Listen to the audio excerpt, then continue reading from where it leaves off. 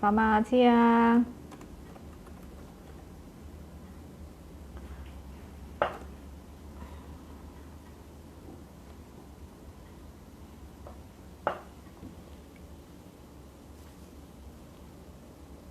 Oke, sambil nunggu. Selamat siang, Ibu Lucia. Sambil nunggu teman-teman yang lain nih. Oke, hari ini saya mendatangkan satu narasumber ya. Beliau adalah Bapak Robin Permana, di mana beliau ini adalah di usia yang masih sangat muda, tapi beliau sudah memiliki beberapa properti dan juga memiliki banyak bisnis. Nah, kita pengen tahu dong bagaimana beliau itu bisa di usia yang masih muda tapi bisa sudah mulai mendapatkan passive income dari bisnis-bisnisnya. Oke, saya langsung undang di sini Pak Robin Permana. Sebentar. Halo Bu Lina Zahir, selamat siang. Siang, Bu. Nah, ini beliau nih, Pak Robin. Halo, halo Halo Pak semua. Robin. Ya, sehat Saya selalu ya Pak. sehat, Bu. Dan senang Sehat. juga. Oke. Halo Senang Pak karena saya Goril. dibilang masih muda. Oh gitu Pak. Senang karena saya dibilang masih muda. Oke, masih muda dong Pak kalau sudah memiliki banyak properti dan bisnis nih Pak di usia sekarang Pak, bener nggak? Amin, amin, Amin. amin. Oke, Pak ngomong-ngomong bisnis hotelnya saat ini ada berapa nih Pak?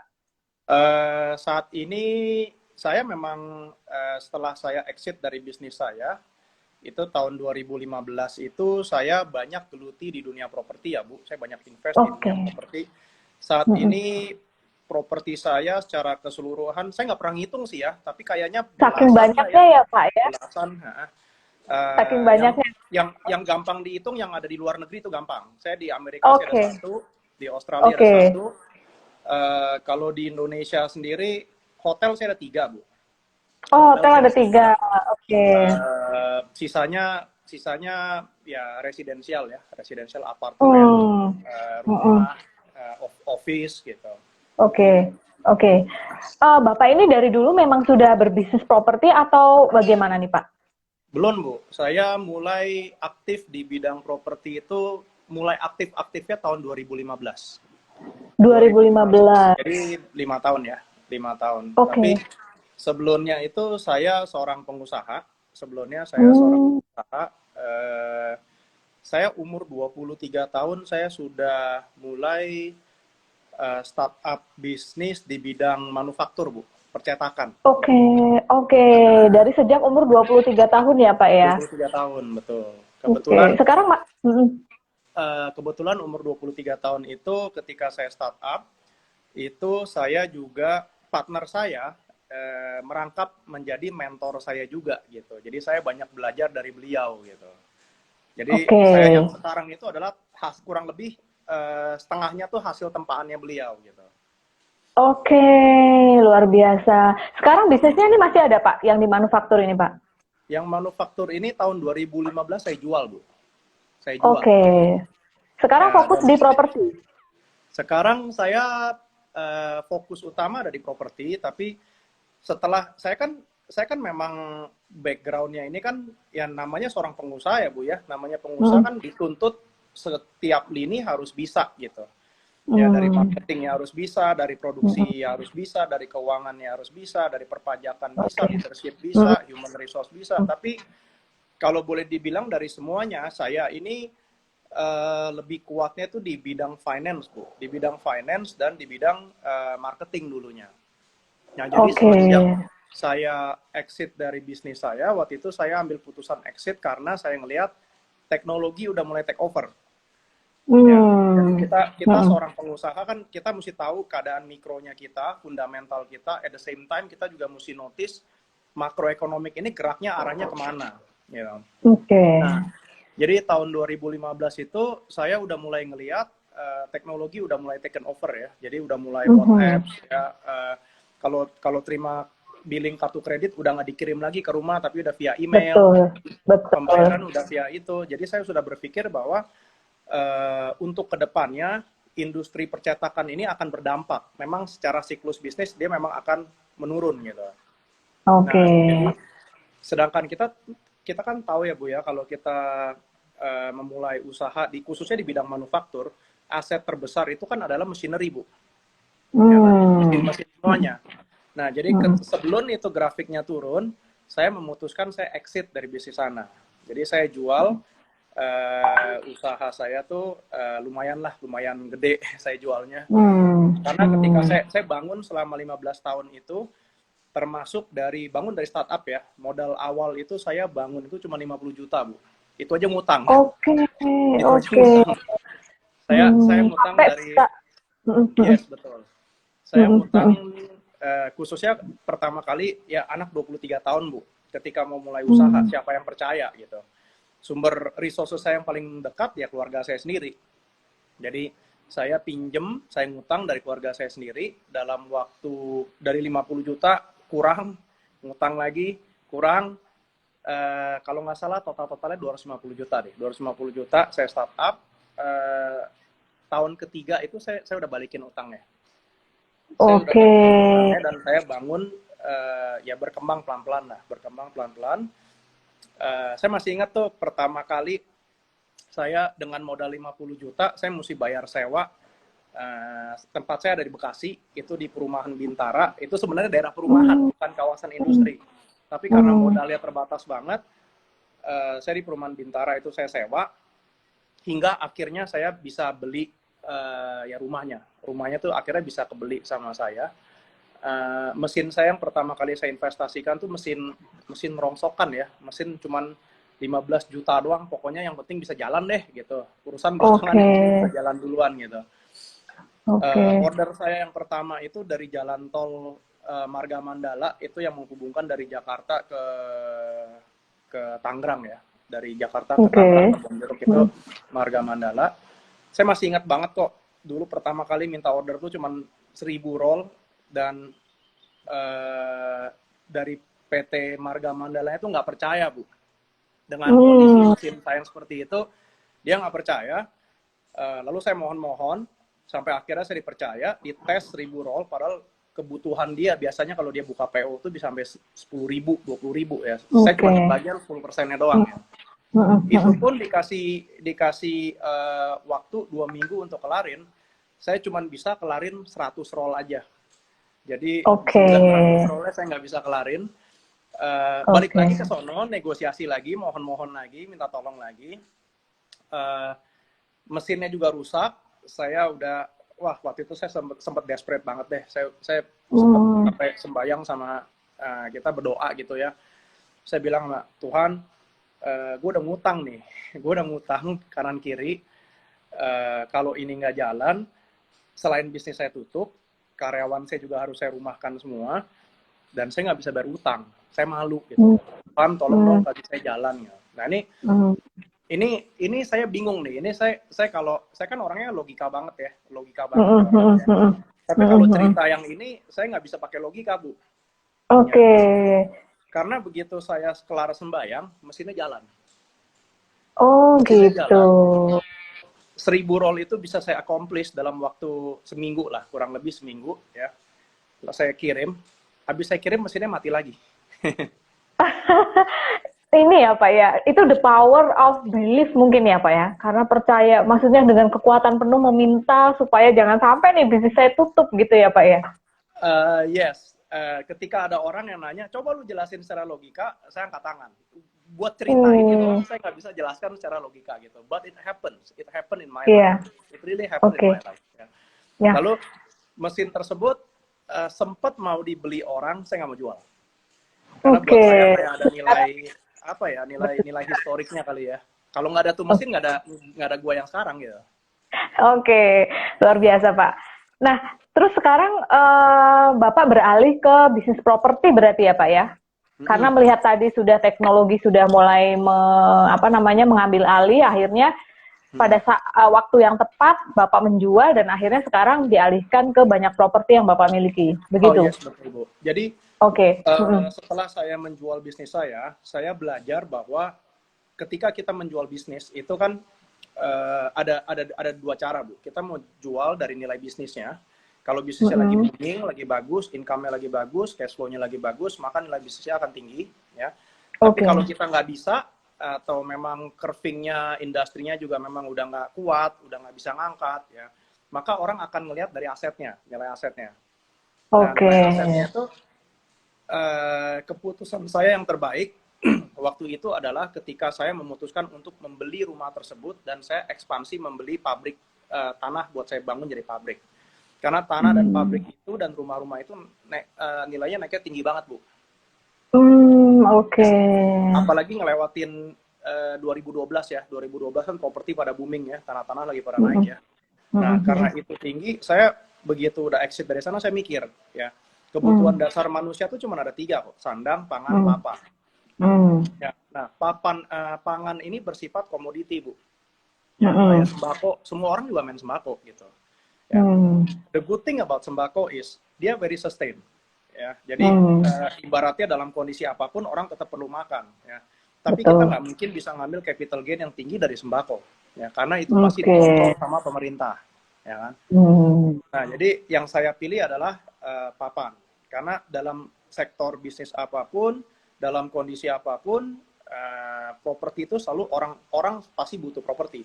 Baik itu buat tinggal, baik itu buat kerja, ya kan. Oleh karenanya saya pikir udah deh saya masuk aja ke dunia properti. Nah, ketika waktu itu saya masuk, karena saya nggak punya background properti sama sekali, Bu. Saya bukan dari keluarga developer, saya nggak ngerti lah mengenai properti. Jadi saya putuskan dengan modal keuangan, maksudnya saya memang ngerti fundamental keuangan, lalu saya banyak belajar properti, baik dari buku, seminar-seminar, ya, hingga akhirnya saya bisa banyak mengakuisisi properti tanpa modal, Bu. Maksudnya tanpa modal uang ya, tanpa modal uang. Wah, oke. Sampai sekarang ada belasan properti yang Bapak punya ya, Pak ya? Yes, betul, Bu. Oke. Nah, Pak, kalau sekarang ini kan kondisinya kan kita dalam social distancing nih, Pak. Iya. Impact-nya seperti apa nih, Pak, dengan bisnis Bapak properti ini, Pak?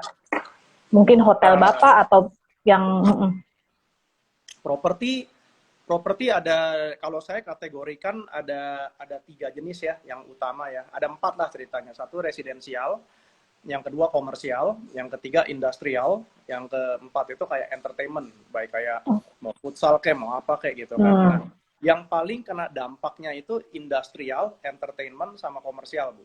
Itu 3 itu kena dampaknya. Sedangkan yang residensial sampai saat ini dampak ada nggak? Dampak ada, tapi nggak terlalu berdampak. Kayak misalnya saya punya beberapa apartemen yang disewakan katakan tahunan gitu. Ya ketika mereka lagi social distancing, working from home, apartemen saya tetap laku tersewa gitu. Ya kan?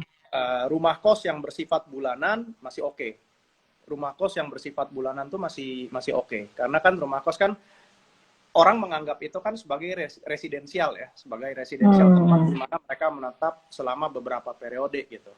Tapi kalau misalnya kayak hotel itu kan hitungannya kan harian ya, Bu, daily ya, daily charge ya. Artinya orang punya kekhawatiran kalau saya mau tinggal di sana, ini kamar di sebelah saya ini tenannya siapa juga saya nggak tahu. Hari ini siapa, besok lusa siapa. Kalau mendadak yang masuk ini orang yang nggak dikenal yang ada COVID, gue juga bisa kena gitu loh. Betul. Akibatnya orang cenderung mundur dari hotel ya. Plus lagi hotel itu kan rata-rata segmentasinya kan either orang yang berpelancong atau tourism yang tinggal di sana, atau orang-orang yang lagi ada dinas kerja. Ya, kita tahu industri pariwisata sekarang lagi off.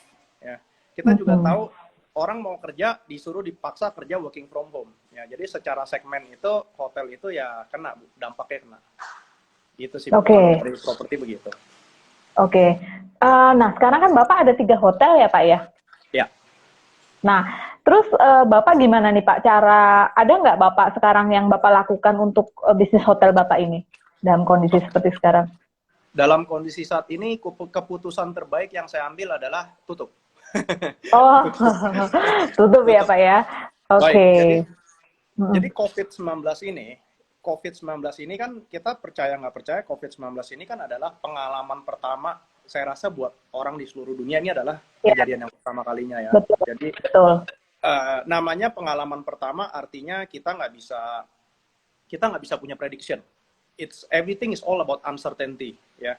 Kita nggak Oke. tahu kapan ini bisa beres ya. Tapi intinya kita punya dua pilihan. Kita mau duduk di rumah tunggu keadaan membaik baru kita bekerja, atau we do something now or we take any action now ya.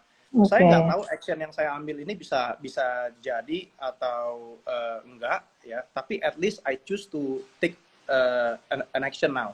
Jadi saya nggak mau delay gitu. Nah, jadi Oke. saya dalam 3 minggu terakhir ini saya banyak melakukan mitigation plan, Bu.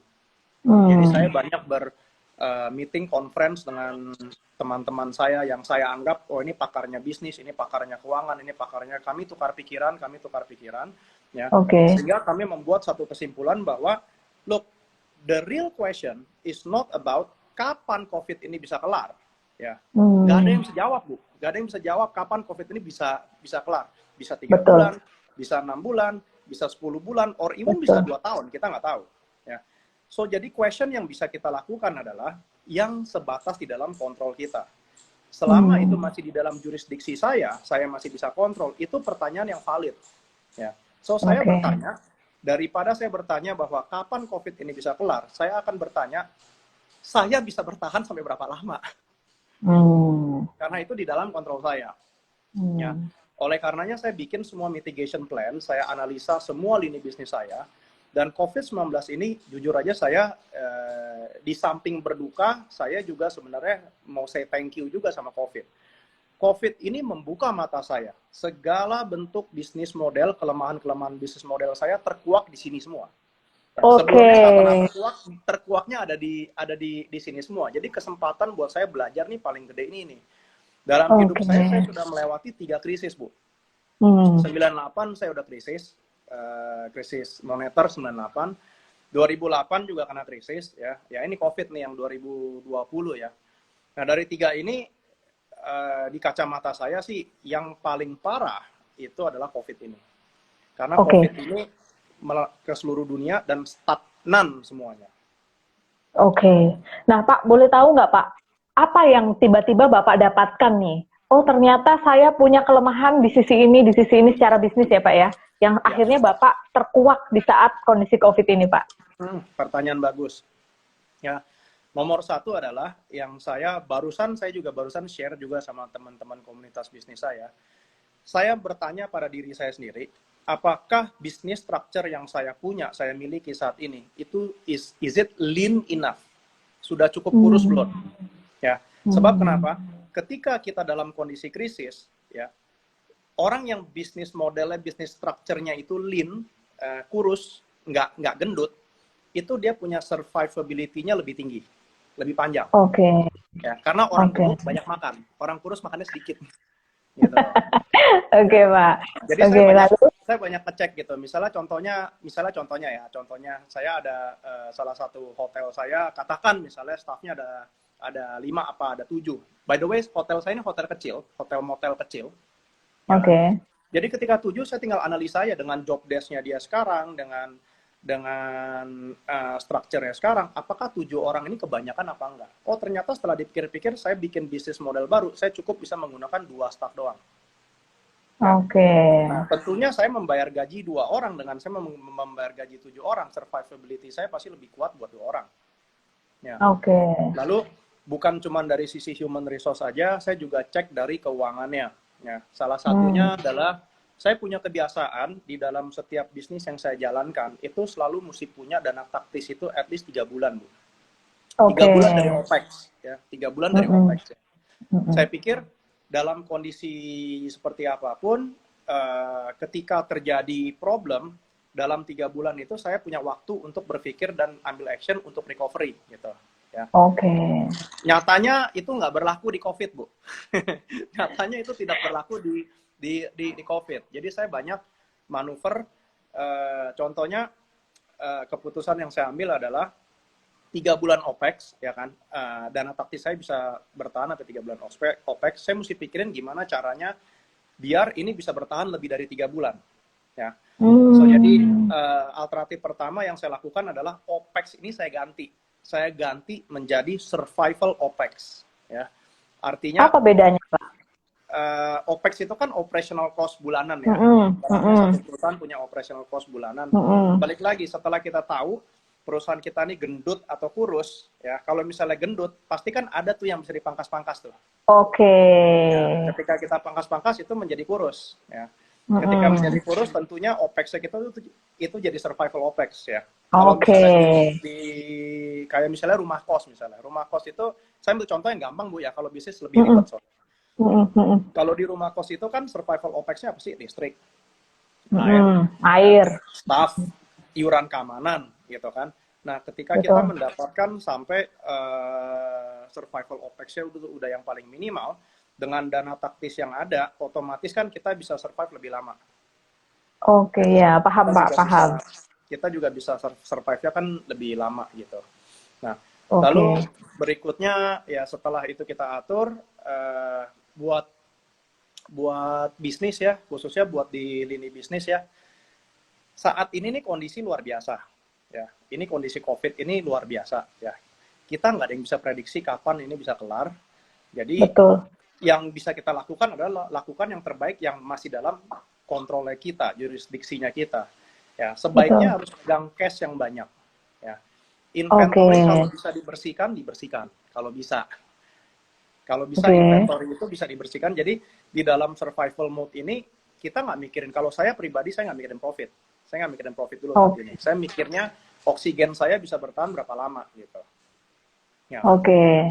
So jadi kuncinya ya di dalam periode seperti ini ya jangan malu-malu Bu. Kita mesti negotiation sama semua stakeholder kita, partner kita, Oke. kreditur kita, Hmm. debitur kita, Hmm. customer kita, vendor kita, ya kita negotiate ya. Oke, Salah jadi satu policy yang saya mm-mm. lakukan adalah kadang-kadang saya ada salah satu lini bisnis saya yang uh,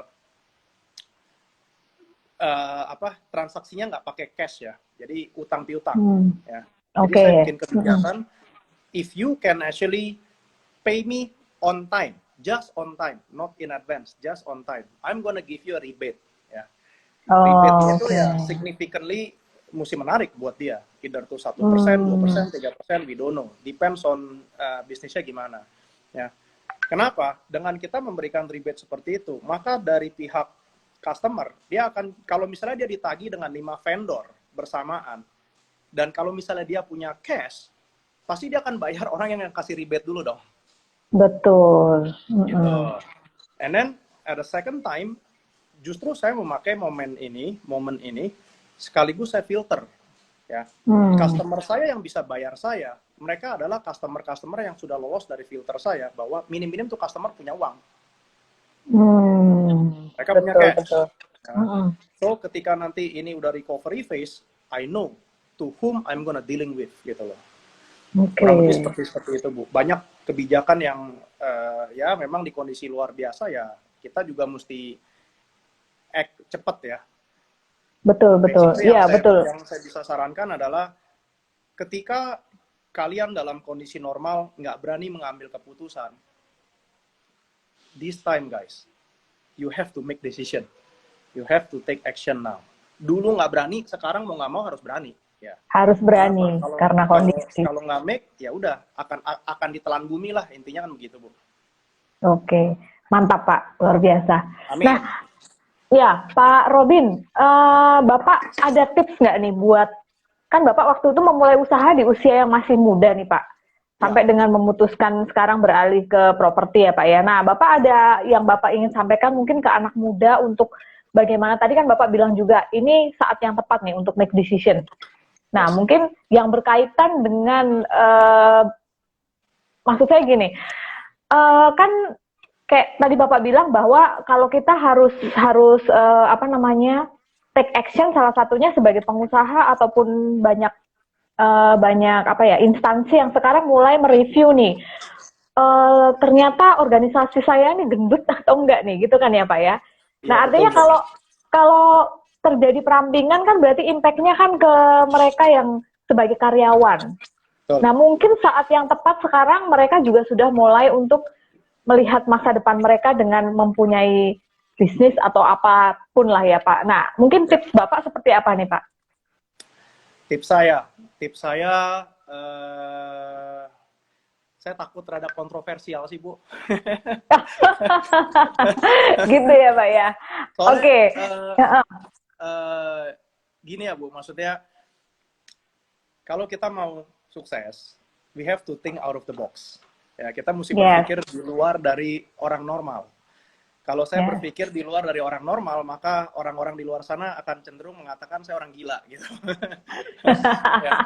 Tapi ya well that's the lesson that I learned. Ya, kalau Oke. Anda mau berpikir sebagai selayaknya seperti orang normal, ya dan kalian akan memiliki kehidupan yang normal gitu. Ketika Anda mau memiliki kehidupan yang luar biasa, ya you have to think out of the box. Saran buat saya, buat yang baru mau mulai, nomor satu belajar sih ya. Saya merasa Belajar. selama ini saya bisa sampai ke sini karena saya banyak belajar sih Bu, belajar. Oke. Kedua itu kita jadi manusia itu harus fleksibel. Fleksibel itu dalam arti jangan pernah nunggu situasi memberikan kita sesuatu dan kita ambil ya. Yes, memang Tuhan pernah bilang mintalah maka kau akan diberi ya, tapi bukan begitu caranya. Ya, caranya adalah ya you have time, you have skill, you have knowledge ya. Kenapa you nggak do something about it? Gitu. Jadi jangan menunggu lihat keadaan, tapi we start to actually do something ya. Nah, kalau mau di bisnis is a good ya, because kalau kita bisnis itu is actually buat saya ya, definisi saya tuh bisnis itu adalah satu kendaraan di mana kita bisa mendapatkan substantially massive income dalam periode yang cukup singkat ya. Tapi bisnis is very tough. So jadi sekarang saya banyak bergelut di bidang properti karena boleh dibilang ketika saya memulai pertama kali karir saya kan saya banyak sebagai pengusaha gitu. Saya di bidang properti itu lebih santai jujur aja dibandingkan bisnis. Properti itu lebih santai because when you invest, your money works for you. Ya. When you do business, your money and you work for the business. So, jadi bisnisnya lebih susah ya.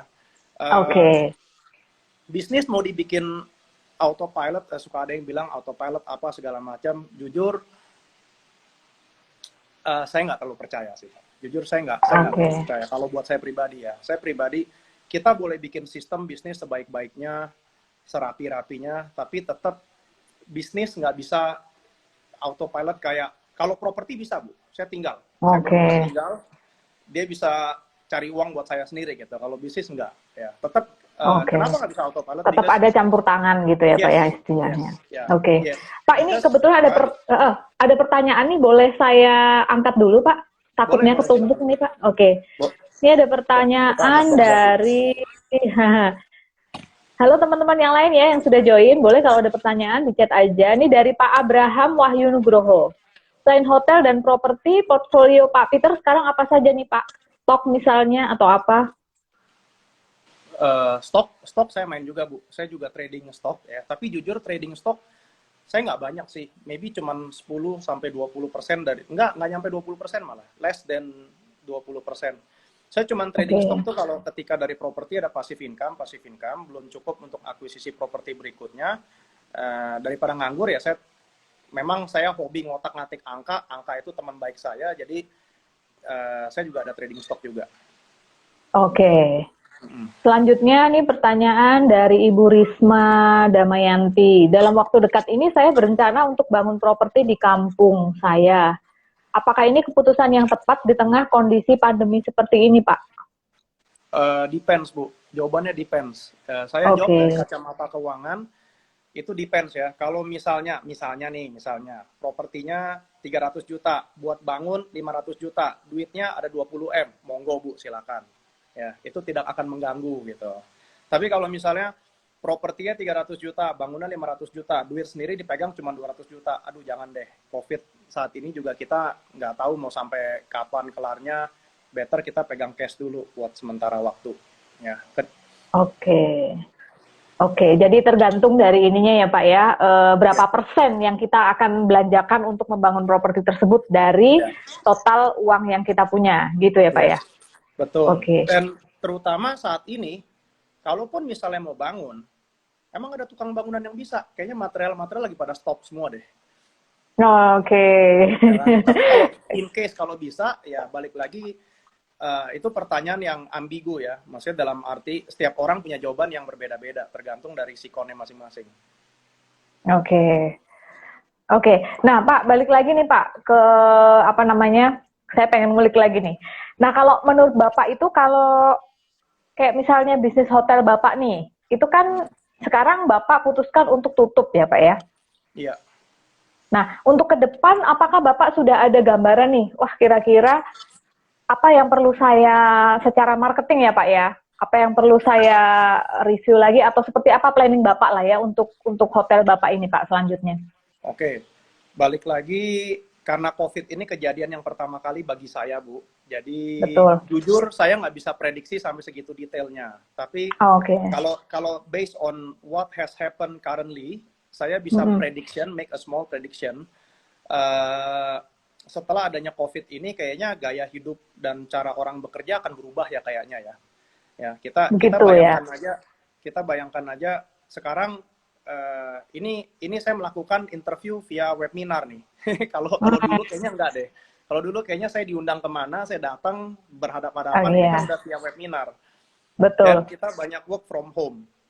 Jadi setelah nanti udah katakan sudah wabahnya sudah kelar, pertama mungkin banyak orang di luar sana yang sudah terbiasa dengan work from home. Jadi kebudayaan kerjanya, cara bekerjanya sudah berubah. Saya nih sebenarnya aslinya gaptek, Bu. Untuk orang-orang di komunitas saya dikenal orang yang gaptek gitu loh. Taunya cuma angka sama duit, tapi kalau teknologi buta gitu. Tapi dalam kondisi COVID seperti ini saya dipaksa harus bisa gitu. Jadi sekarang saya sudah mulai terbiasa ya meeting lewat online, conference lewat online gitu ya. Nggak menutup kemungkinan nanti setelah wabah ini berakhir mungkin saya pun jadi malas ke kantor mungkin saya cuma ada di rumah doang gitu ya. Yang kedua pertimbangan saya adalah orang-orang mungkin nanti akan, karena ini kejadian yang pertama kali dan dampaknya cukup berat ya, orang-orang akan mengalami traumatic ya. Means traumatic apa? Kira-kira coba dipikirin aja deh, setelah wabah COVID ini kelar ya, kira-kira ibu kalau keluar pergi ke restoran makan tetap cuci tangan apa balik seperti yang dulu kagak cuci tangan? Nah, pasti tetap cuci tangan, semprot-semprot pakai desinfektan ya. Yes, mungkin hand sanitizer tetap hand menjadi barang yang sanitizer. laku mungkin nanti. Betul. Nah, karena culture-nya itu berubah, kita nggak bisa prediksi terlalu jauh ya. Tapi saya memprediksikan bahwa properti yang bersifat commerce itu akan agak susah buat sementara waktu ya. Akan agak susah karena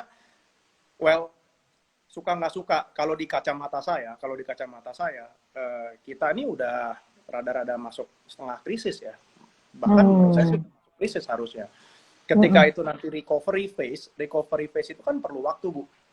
Dia nggak bisa langsung in a snap plek langsung oke, balik normal, everything ekonomi balik normal kan nggak bisa gitu.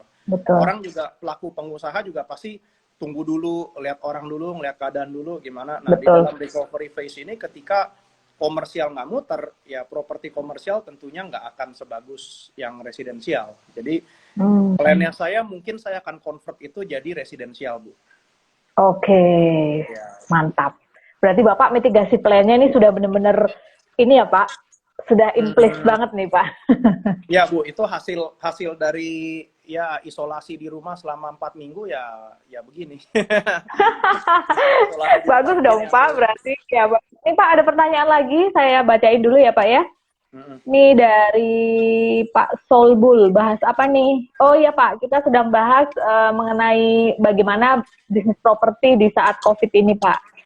Kemudian ada Pak David Hendrawan. Pak Robin, saya ada ruko yang habis masa sewanya bulan ini. Enaknya rukonya dibuat apa ya? Mengingat susah untuk mencari penyewa baru saat ini. Saya ini pemilik rukonya, posisi di pinggir jalan besar. Mungkin bisa dijawab, Pak Robin? Wah, itu jawabannya panjang, Bu. Pertama, saya nggak tahu, gini. Properti ini banyak segudang cara untuk membuat properti tersebut menjadi produktif. Itu banyak caranya. Tapi nomor satu adalah kita mesti tahu dulu karakteristik dari propertinya. Lokasinya di mana, segmentasi di daerah sana itu buat apa gitu loh. Jadi susah saya jawabnya kalau saya nggak tahu precisely. Kayak ruko mau dibikin rumah kos bisa, mau dibikin bisnis kayak kafe bisa, mau dibikin toko retail kayak Indomaret bisa. Tapi kan ya saya mesti tahu dulu lokasinya gitu. So it's not an easy question to answer kalau saya nggak tahu. Ya Pak ya. Tapi mungkin untuk kondisi sekarang COVID ini mungkin menunggu dulu kali ya Pak ya, karena masih uncertainty gitu Pak. Atau gimana? Menurut saya saat ini yang bisa saya lihat ya, yang bisa saya lihat itu yang lagi kira-kira bisa berjalan adalah dunia medis. Ya, karena suka nggak suka COVID ini membuka mata negara Indonesia bahwa medical systemnya berantakan.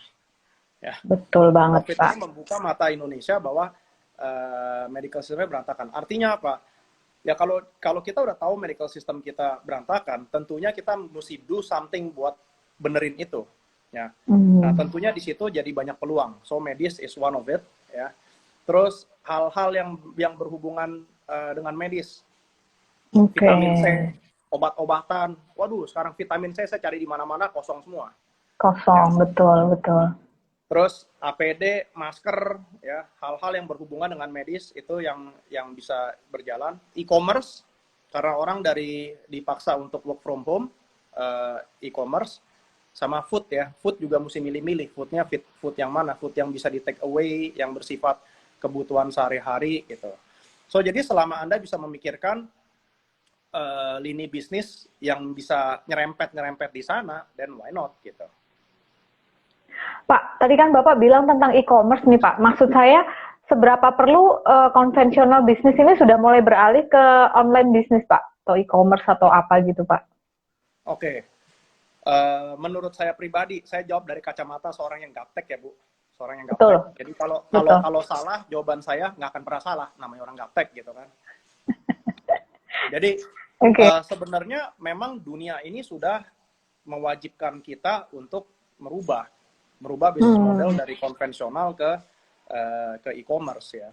Semenjak itu sebenarnya udah ditandai dari kehadirannya internet, terus ditambah lagi internet udah berevolusi, sekarang udah ada marketplace, udah ada apa. Sebenarnya memang kita sudah harus dipaksa untuk ke e-commerce. Nah, sebelum terjadi COVID ini, manusia ini banyak yang masih ngeyel ya Bu ya. Maksudnya ngeyel dalam arti, nggak usah lah, gue udah jalan belasan tahun, tetap aja gue survive, tetap aja gue make money gitu loh. Ya, well, this COVID itu jadi precisely bell-nya. Lo kalau nggak mau convert, lo mati gitu loh. Lo kalau nggak mau convert, lo akan punah kayak dinosaurus gitu loh. Betul banget. So, COVID ini sebenarnya mempercepat kita untuk ya suka nggak suka kita mesti convert gitu. Oke. Bapak kan setahu saya Bapak juga ada ini ya Pak ya, apa namanya, Bapak mendirikan satu levilo.com ya Pak ya? Kalau nggak salah ya Pak? Levilo.com itu sebenarnya bukan punya saya Bu. Oh Jadi, itu adalah event organizer yang bergerak di bidang pendidikan. Tujuannya adalah memberikan edukasi kepada masyarakat di luar sana mengenai pentingnya ya kecerdasan finansial ya, gimana caranya kita memperoleh angka dan sebagainya. Dan kebetulan saya diajak berpartner sama levilo.com untuk ya sebagai strategic partnernya gitu. Oh itu partnership untuk pendidikan finansial ya Pak ya? Yes. Oke. Pak, ini ada pertanyaan lagi, boleh saya angkat dulu ya Pak ya? Boleh Bu, silakan. Dari Pak Solbul, kapan the right time to buy property yang lagi diskon-diskon ini Pak? Kapan nih Pak waktu yang tepat? The right time ya, balik lagi depends ya. Depends kalau misalnya saat ini Anda pegang cash yang sangat banyak ya. Katakan Anda pegang 100M. Wah, sekarang nih right time banget ya. Banyak properti-properti yang diskon banyak banget. Saya kemarin baru ditawarin apartemen itu yang saya tahu harga pasarnya tuh 950 sampai 1 M. Saya ditawarin cuman 550. Itu Wah, aja masih hampir dari nego. 50% ya? Hampir Iya, 50% ya, Pak?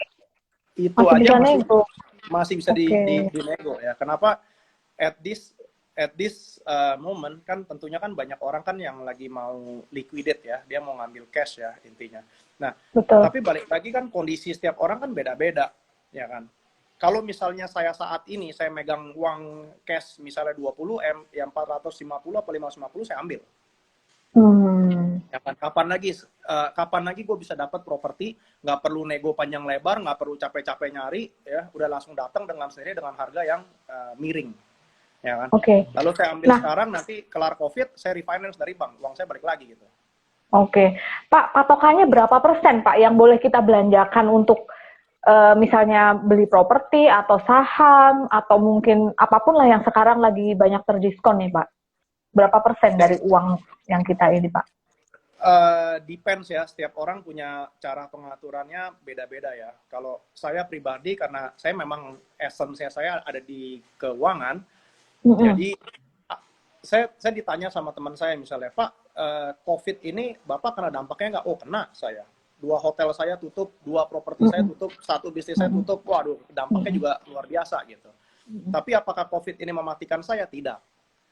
Karena pengaturan keuangan saya dari selama belasan tahun, saya sudah bikin multiple stream of income ya. Jadi yes, ada 4-5 bisnis yang mati, tapi masih ada beberapa yang masuk. Jadi ya nggak akan membunuh saya juga gitu.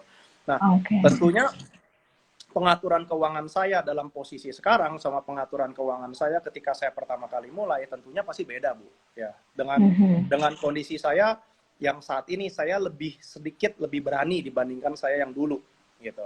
Nah, mengenai berapa persennya itu balik lagi depends on wealth plan-nya masing-masing, dan setiap orang kan punya kondisi yang beda-beda ya. Mereka juga datang dari background yang berbeda-beda, ilmunya juga beda-beda. Kalau orang tersebut nggak terlalu banyak ngerti di properti, tapi orang tersebut lahir dari keluarga yang notabene ya pialang saham kayak stock broker kayak yang memang kerjaannya investor trading ya, dan buat apa dia invest besar di properti sedangkan backgroundnya lebih banyak di trading ya. Mereka belajar dari keluarganya mengenai ilmu trading, itu akan jauh lebih cepat dan lebih akurat daripada dia coba-coba di properti gitu loh. Ya kan? So, kalau memang lebih menguasai di trading, ya alokasikan sebagian besar di trading. Kalau memang lebih menguasai di properti, kalau saya pribadi, saya belajar dari mentor saya, Pak Jo Hartanto, yaitu seorang pakar properti investor, ya kan. Saya belajar dari dia dan saya suka sama modelnya dia, caranya dia gimana. Ya saya sih lebih berat di properti sekarang. Trading masih saya lakukan karena saya demen angka, ya bisnis masih saya lakukan karena saya memang sebenarnya naturally saya ini bukan investor, naturally saya ini seorang entrepreneur gitu. Gitu. Oke, jadi untuk patokan prosentase sendiri yang boleh kita belikan untuk apa sih namanya investasi yang lagi pada turun semua nih harganya, ini depend on kita punya background gitu ya Pak ya? Ya, backgroundnya betul Bu. Tergantung backgroundnya. Ya. Tergantung dari background masing-masing ya. Boleh nih Pak, ada pertanyaan lagi? Boleh. Dari Pak Abraham Wahyu Nugroho. Kalau boleh nih Pak, prediksi Bapak atas rencana perpindahan ibu kota, apakah harga properti Jabodetabek terkoreksi? Harga properti itu setiap saat itu akan ada koreksinya, selalu ada. Setiap saat itu ada gitu ya. Jadi setiap saat itu harga properti itu selalu terkoreksi. Kenapa? Harga properti, ya, kita bilang harga properti itu kan dipengaruhi kan dari demand sama supply-nya gimana. Ya, ketika demand-nya lebih banyak, supply-nya sedikit, harga naik ya. Ketika demand-nya sedikit, supply-nya banyak, pasti kan harga akan turun ya. Nah, ketika dia terjadi ada rencana dia mau bangun kota baru misalnya, tentunya di daerah sana itu juga prediksi saya properti juga akan naik di daerah sana. Kan pasti kan kalau orang mau bikin kota baru, pasti kan akan terjadi banyak pembangunan. Betul. di sana. Banyak pembangunan Demandnya tinggi. akan attract crowd, ya. Crowd akan jadi penghidupan. Penghidupan akan attract more demand. More demand akan jadi ya harga naik gitu. Supply-nya Betul. akan terus ditambah gitu. Nah, Betul. dari Jakarta kalau dari Jakarta ngefek nggak? Secara efek pasti berefek ya. Cuman yang kita perlu monitor, yang kita perlu pantau adalah itu kan yang diganti kan pusat pemerintahannya yang dipindahkan. Ya, tapi roda ekonominya gimana? Orang-orang pada ikut pindah nggak gitu. Kalau di Jakarta masih tetap diplot sebagai kota ekonomi, ya maybe tetap akan berjalan gitu. Tetap akan berjalan gitu. Jadi tidak akan terlalu ini ya Pak ya? Tidak akan terlalu impact gitu maksudnya ya Pak ya? Impact tetap di ada. Jakarta, di Jakarta. Ya, oh, tetap ada impact. Impact tetap ada ya, impact tetap ada. Tapi apakah impactnya itu akan sampai pelang bikin Jakarta sampai pelang jatuh ke bawah? Menurut saya enggak sih. Menurut saya sih enggak. Oke. Sip. Nah, ini ada satu lagi nih Pak, pertanyaan. Kalau beli properti sekarang, belinya cash atau KPR Pak? Lebih baik. Kalau saat ini lagi saat COVID-19 ini, kayaknya saya a bit doubtful ya kalau ada bank yang mau ngucurin dana ya. Bank sendiri juga sekarang lagi kelimpungan soalnya. Bank sendiri juga lagi pilih-pilih ini, mana yang mau dibantu, mana yang enggak gitu ya. Jadi saya doubtful banget kalau sampai ada yang mau ngucurin kredit ya. Kalau memang mau beli properti saat ini, which saya pribadi sebenarnya nggak rekomen. Saya nggak rekomen beli properti saat ini gitu. Tapi ketika ya ada beberapa individu yang cash-nya banyak, yang kuat, ya, ini kesempatan, oh ya monggo silakan. Ya, kayaknya sementara ini cuma bisa cash deh. Oke. Notaris juga belum tentu mau loh, diundang suruh tanda tangan, notaris juga belum tentu mau loh. Mungkin ya, Pak, lewat ya? conference lagi deh. Lewat ini Pak, lewat. Oh iya. Ya, lewat apa namanya? Iya, pakai lewat video call. Siapa tahu aja bisa Bu. Siapa tahu bisa. Kenapa? Karena ketika saya mengakuisisi satu properti di Amerika, itu saya tanda tangannya nggak ke sana. Oh bisa. Jadi, Pak, virtual gitu? Mereka pakai digital signature aja gitu. Oke, digital signature. Balik lagi di Amerika memang sudah mumpuni ya sistemnya. Sudah betul. Birokrasinya, badan pertanahan di situ memang sudah mumpuni gitu. Betul, jadi ketika saya melakukan tanda tangan itu cuman digital signature, even sampai saat ini properti saya yang di Amerika sekalipun saya belum pernah ke sana Bu. Saya dikasih tiketnya sama agent propertinya, diundang gitu, Pak, ke sana Pak, liatin rumah Bapak. Tapi Bapak nggak bisa masuk ke dalam ya, cuman boleh selfie di depan propertinya. Ini rumah gue. Karena di dalamnya ada tenantnya. Kalau Bapak masuk, Bapak bisa dibedil. Ya saya pikir kalau gitu mau ngapain saya ngapain juga ke sana. Iya. Jadi ya udah sampai sekarang juga saya nggak pernah lihat sih. Itu apartemen Pak atau rumah? Rumah Bu, rumah. Oke, rumah dan ada penyewanya ya sampai sekarang ya Pak ya. Oke. Dan itu ngalir terus ya pasif income-nya ya ke Bapak ya, tanpa pernah Bapak datang ke sana ya Pak ya? Nggak pernah datang ke sana, pasif income datang jalan yes. Oke, luar biasa. Nah, sekalian deh Pak, ini ada satu lagi pertanyaan. Ada satu pertanyaan terakhir di atas mengenai marketplace, belum dijawab. Marketplace apa ya Pak ya? Sebentar. Udah ketumpuk nih Pak. Oke, mungkin nanti kalau ada sebentar ya Pak. Oke, belum ketemu nih Pak, mungkin ketumpuk nih. Nanti kalau udah bisa saya lihat, nanti bisa kita naikin lagi pertanyaannya. Oke, Pak Robin, nah, kalau menurut Bapak pribadi, untuk menyikapi kondisi seperti sekarang itu, para pengusaha terutama ya Pak ya, karena kan yang banyak sekali terdampak saat ini kan para pengusaha nih Pak. Seperti apa nih Pak? Bagi saya adalah begini nih, COVID-19 ini balik lagi ini pengalaman pertama buat semuanya. Gak ada yang bisa meramalkan bahwa ini kapan bisa kelar atau dampaknya gimana. Tapi dari buat para pengusaha itu ya secara mental harus kuat ya. Namanya pengusaha itu kita hanya bisa make money kalau kita bisa solve problem. When we solve problem, we make money.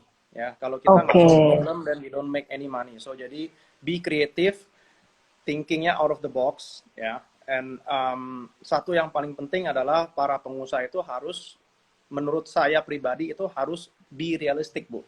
Ya, Oke. realistic dalam arti, look, kalau memang kenyataannya ini nggak bisa, ya accept your defeat. Ya udah, kalau kalah ya kalah, it's okay. Ya, like ketika saya memutuskan saya mau close down, saya punya bisnis, ya itu banyak yang menentang, ya banyak orang-orang sekitar saya menentang. Oh jangan dong, lu kan bisa mikir begini, jangan nyerah. Oh look, closing down to me is one of my strategy. Ya, gue bukannya kalah, aku tidak kalah dengan gue closing down. Closing down itu adalah salah satu strategi saya to take a couple step back before I fly. Ya kan? Sama kayak kita mau maraton aja, Bu. Kalau kita mau tancap gas kan mesti mundur dulu sebentar. Betul. Ambil ancang-ancang lebih panjang gitu kan. So kita mesti be realistic aja. Dalam kondisi seperti ini, ya kan, tebakan saya, prediksi saya, kita akan work from home dalam durasi yang cukup panjang. Oke. Kita akan work from home dalam durasi yang cukup panjang. Artinya apa? Pasti ada beberapa bidang usaha yang akan kena dampaknya gitu. Ya. Nah, ketika itu terjadi, balik lagi, analyze your business, ya kan? Lihat apakah bisnisnya ini masih visible apa enggak. Kalau memang ternyata udah nggak visible di bidangnya, segera alih fungsi. Ya, segera alih fungsi, make a pivot, ya kan? Kalau misalnya contohnya, saya ada banyak teman yang tadinya main di garment, dia jualan baju-baju muslim atau jualan baju-baju pesta misalnya. Dalam kondisi seperti ini siapa yang mau pesta?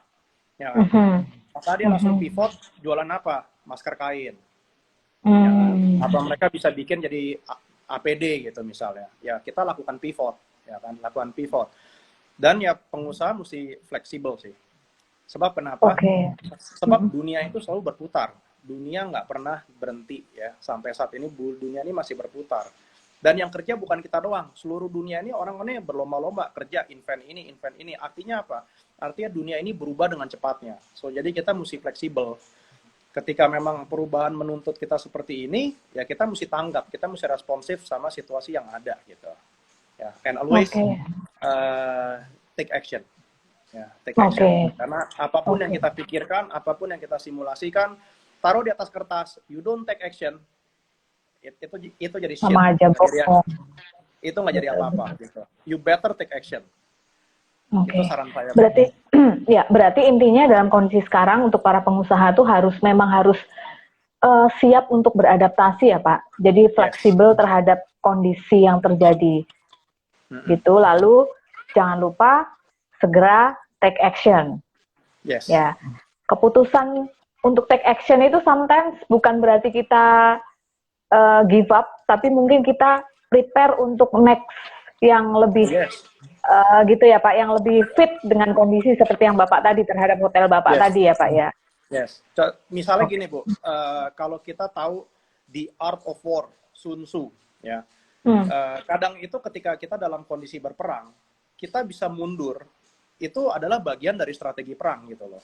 Nggak semata-mata kita harus tabrak terus ke depan serbu terus gitu kan. Kadang-kadang tuh kita bisa mundur dulu, take a couple step back to attack more. Betul. Setuju. Kalau misalnya kita mau menyerang seseorang, nggak perlu kita serang orangnya langsung. Kita bisa serang makanannya misalnya. Makanannya. Kalau makanannya diserang, orangnya nggak bisa makan, mati sendiri gitu kan. Jadi, itu namanya strategi ya Pak ya. Yes. Jadi banyak Bu sebenarnya kita mesti bersyukur ya. Sebagai pengusaha ya, yang rata-rata pengusaha yang setiap hari masih harus involved di dalam usahanya. Setiap hari itu disibukkan dengan rutinitas dari usahanya tersebut. Mau jualan lah, packing barang lah, distribusi lah, pesen lah, apa segala macam. Mereka nggak punya waktu untuk mikirin strategi ke depannya gimana. Mereka nggak pernah punya waktu untuk analisa perusahaan itu sebenarnya udah lean apa masih gendut, keuangannya sehat apa enggak. Nah, at time like this, ini adalah waktunya kita yang diberkati oleh Tuhan. Nih lu gua kasih waktu ya, pikir di rumah, do your homework yang selama ini belum kalian kerjakan tuh, you do it now gitu, so you can be a better person ya. Luar biasa. Oh ya Pak, karena kita waktunya terbatas nih Pak, kita tinggal sekitar 4 menit atau 5 menit lagi. Bapak kan sebagai sekarang sebagai konsultan untuk financial education ya Pak ya, di Levilo ya Pak ya? Ya, saya sebagai konsultan juga, saya sebagai pengajar juga, saya Oh, sebagai sebagai pengajar coach juga, juga. trainer. Saya juga bingung sih, Bu. Saya ini apa ya? Ah, oke. Mungkin ada yang mau disampaikan, Pak, buat teman-teman yang bagaimana cara mau mengatur finansialnya atau seperti apa, Pak? Oke. Saya cuma mau pesan begini aja. Dunia ini luas, guys. Ya, mau bisnis kek, mau kerja kek, mau ngapain aja kek, mau bisnis apa aja, mau invest kek, dunia ini sangat luas. Tapi yang saya sarankan, belajar keuangan. Karena kita Oke. bekerja ujung-ujungnya untuk mendapatkan uang. Kita investasi untuk uang. Kita berbisnis untuk uang. Suka nggak Oke. suka, bukannya saya materialistik, tidak. Percaya nggak percaya, dengan memiliki banyak uang, Anda bisa membantu lebih banyak orang. So, Weh. jadi untuk mau Mantap. naik, belajar keuangan. Ya, ilmu Oke. bisnis penting, ilmu marketing penting, ilmu apa aja penting, tapi dibarengi Oke. sama ilmu keuangan. Ya, bisa follow di levilo.id ya, Pak ya? Iya, betul. Oke. Pak, satu terakhir sebelum ditutup nih, Pak. Boleh. Definisi wealthy menurut Pak Robin apa, Pak? Wealthy menurut saya, oke, wealthy itu ketika kita berasa cukup ya, kita berasa berkecukupan ya. Jadi kalau menurut definisi pribadi saya, katakan kalau saya put in term of number, gampangnya begini, kalau pengeluaran pribadi saya 15 juta ya, satu bulannya misalnya, dan saya punya penghasilan 20 juta secara konsisten, yang itu bisa terus-terusan datang, saya berasa saya sangat wealthy. Oke. Sip. Gitu. Mantep banget, Pak Robin. Gitu. Oke, mantep banget sharingnya hari ini, Pak. Thank you banyak atas waktunya. Ya, nanti kalau misalnya teman-teman sempat bisa lihat di levilo.id ya, Pak ya, atau sekalian bisa follow di IG-nya ya, Pak ya. Ya, amin. Oke, sekali lagi thank you banyak, Pak Robin, atas waktunya. Thank you, Bu. Thank you, Bu Eka. Ya, tetap sehat terus, Pak. Jaga kesehatan. Ya, oke. Thank you, Pak. Thank you Ya, selamat semuanya. siang, teman-teman. Ya.